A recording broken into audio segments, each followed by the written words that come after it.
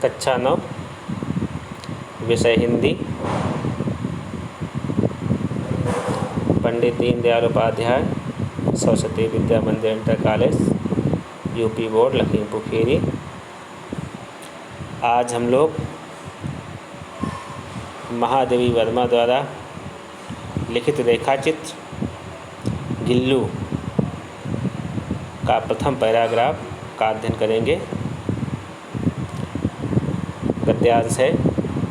सोन जूही में आज एक पीली कली लगी है, उसे देखकर अनायास ही उस छोटे से जीव का स्मरण हो आया जो इस लता की सघन हरितिमा में छिपकर बैठता था और फिर मेरे निकट पहुंचते ही कंधे पर कूदकर मुझे चौंका देता था। तब मुझे कली की खोज रहती थी, पर आज उस लघु प्राणी की खोज है। शब्दार्थ है अनायास, अचानक, स्मरण, याद, सघन, घनी, हरितिमा, हरियाली। थोड़ा इस पाठ के विषय में हम बताएंगे। गिल्लू अर्थात गिलहरी का बच्चा को एक दिन महादेवी वर्मा जी अपने एक सोन जूही की लता थी, उसके पास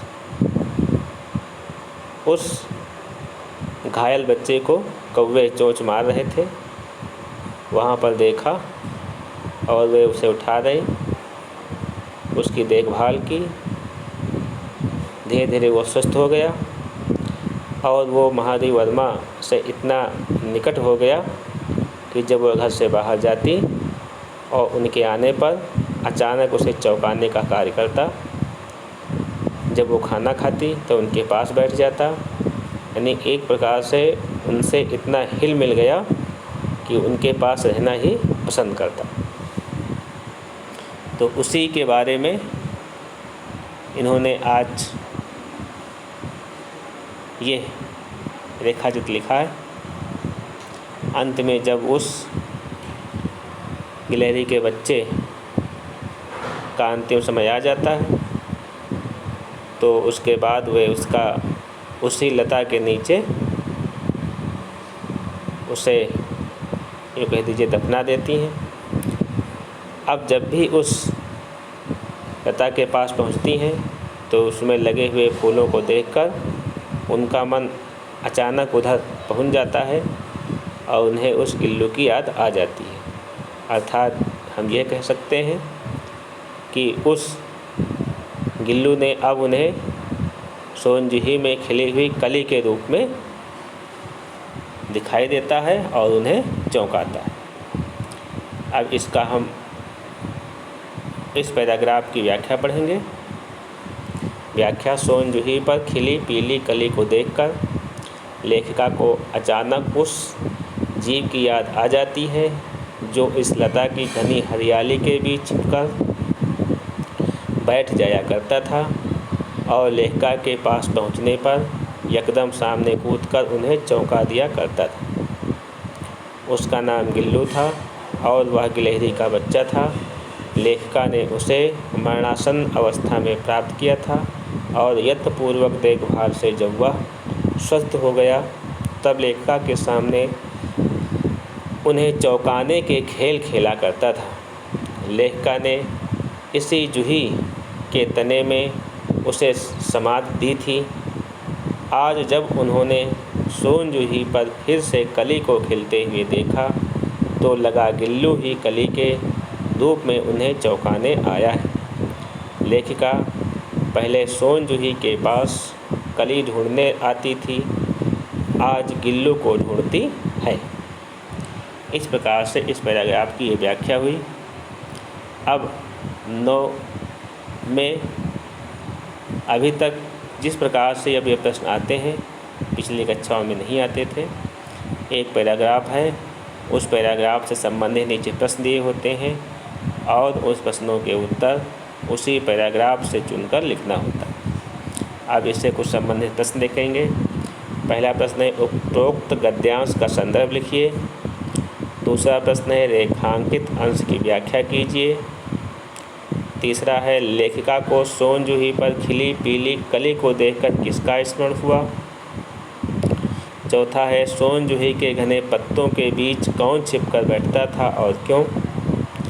पांचवा है प्रस्तुत गद्यांश में लघु प्राणी शब्द किसके लिए प्रयुक्त किया गया है एवं लेखिका को उसकी खोज क्यों थी। इस प्रकार से 5 प्रश्न है। तो पहला प्रश्न है उपरोक्त गद्यांश का संदर्भ लिखिए। संदर्भ में 2 चीज़ें ध्यान देने योग्य हैं। एक तो पाठ का नाम, दूसरे उस पाठ को लिखने वाला अर्थात लेखक। तो संदर्भ हम ऐसे लिखेंगे, प्रस्तुत गद्यांश हमारी पाठ्यपुस्तक हिंदी के गिल्लू नामक पाठ से अवतरित किया गया है। इस गद्यांश की लेखिका श्रीमती महादेवी वर्मा जी हैं। इस प्रकार से हम गद्यांश लिखेंगे। कोई भी किसी भी पाठ का हो, हम उसका संदर्भ इस प्रकार से लिखते हैं। अब देखते हैं प्रस्तुत गद्यांश हमारी पाठ्यपुस्तक के गद्य खंड में संकलित पाठ गिल्लू शीर्षक से लिया गया है। इसकी लेखिका महादेवी वर्मा जी हैं। प्रश्न दूसरा है रेखांकित अंश की व्याख्या कीजिए। तो शुरू में जो पैराग्राफ दिया गया था वो मतलब सभी रेखांकित था, ऊपर की एक लाइन छोड़ करके, और वो रेखांकित है। देखते हैं पैराग्राफ को। देखिए, जो इस लता की सघन हरितिमा में छिप कर बैठता था और फिर मेरे निकट पहुंचते ही कंधे पर कूदकर मुझे चौंका देता था। तब मुझे कली की खोज रहती थी, पर आज उस लघु प्राणी की खोज है। अब इसकी व्याख्या लिखना है। तो इसमें चूँकि ये बुक से लिया गया है, लिखा रेखांकित अंश की व्याख्या कीजिए। तो इसके लिए लिखा इस प्रश्न का उत्तर उपरोक्त रेखांकित व्याख्या में देखें। तो इसके जो स्लाइड नंबर 2 पर व्याख्या दी गई थी उसमें इसकी व्याख्या लिखेंगे। यानी व्याख्या इसकी यही है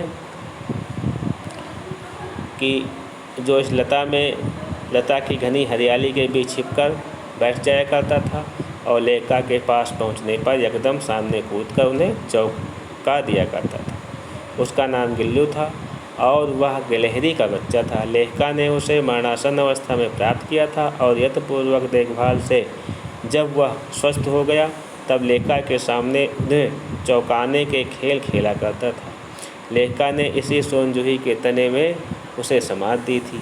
आज जब उन्होंने सोन जूही पर फिर से कली को खिलते हुए देखा तो लगा गिल्लू ही कली के रूप में उन्हें चौंकाने आया है। लेखिका पहले सोन जूही के पास कली ढूंढने आती थी, आज गिल्लू को ढूंढने आती है। प्रश्न नंबर 3 है लेखिका को सोन जूही पर खिली पीली कली देखकर किसका स्मरण हुआ। उत्तर है सोन जूही पर खिली कली को देखकर लेखिका को गिल्लू नामक छोटे से जीव की याद आती है जिसे उन्होंने पाला था। प्रश्न नंबर 4 है सोन जूही के घने पत्तों के बीच कौन छिपकर बैठता था और क्यों। तो उत्तर वही गिल्लू है। गिल्लू लेखिका को चौंका देने के लिए सोन जूही के घने पत्तों के बीच में छिपकर बैठ जाता था। अथवा ये लिख सकते हैं सोन जूही के घने पत्तों के बीच गिल्लू छिपकर बैठता था, वह लेखिका को चौंका देना चाहता था। 5 नंबर का प्रश्न है प्रस्तुत गद्यांश में लघु प्राणी शब्द किसके लिए प्रयुक्त किया गया है एवं लेखिका को उसकी खोज क्यों थी। उत्तर है प्रस्तुत गद्यांश में लघु प्राणी शब्द गिल्लू अर्थात गिलहरी के लिए प्रयुक्त किया गया है। लेखिका को सोन जूही के पौधे के पास ही गिल्लू मिला था, इसी के नीचे उन्होंने उसकी समाधि स्थापित की थी। आज जब सोन जूही के पौधे पर नई कली खिली तो उन्हें गिल्लू का स्मरण हो उठा और वे नई कली के रूप में गिल्ली को ढूंढने लगी।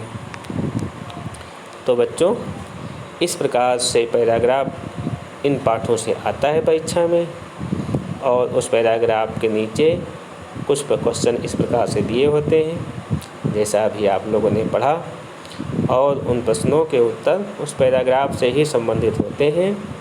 पहला पैराग्राफ तो संदर्भ का ही आता है, तो संदर्भ में और कुछ आपको करना नहीं होता है, केवल पाठ और लेखक का नाम आपका सही है। 1-2 क्वेश्चन कुछ घुमा फिरा के भी पूछ सकते हैं। जैसे इसमें इन्होंने दे दिया है सोनजोई के घने पत्तों में कौन छिप कर बैठता था, और फिर लगा दिया और क्यों। तो क्यों का उत्तर आपको देना है। क्यों का उत्तर से इसमें यही है कि वो महादेव वर्मा को चौंका देना चाहते थे, या अपनी उनके सामने अपनी उपस्थिति दर्ज कराना चाहता था। ये तो इस प्रकार से क्वेश्चन आते हैं। आसान आपके हैं, कोई कठिन नहीं है, आप आराम से कर सकते हैं। और यदि आपको इस प्रकार के वीडियो देखने में या पढ़ने में या लिखने में आसानी रहती है, क्योंकि तो इसके पहले हम ऑडियो भेजते हैं, दोनों में आप कंपेयर करिएगा, या ये अच्छा रहता है या वीडियो अच्छा रहता है या ऑडियो अच्छा रहता है। यदि वीडियो अच्छा रहता है तो आप कमेंट अवश्य लिखिएगा, क्योंकि देखें भाई किन किन बच्चों को किस प्रकार का पढ़ना अच्छा लगता है, क्योंकि आपके रुचि के अनुसार हमको आपके लिए नोट्स तैयार करना है और आपको पढ़ाना है, ताकि आपको अधिक से अधिक समझ में आ सके। तो आप कमेंट में ज़रूर लिखिएगा इस विषय में अपना नाम और कक्षा और कैसा रहा है, हम इसके इंतज़ार में रहेंगे।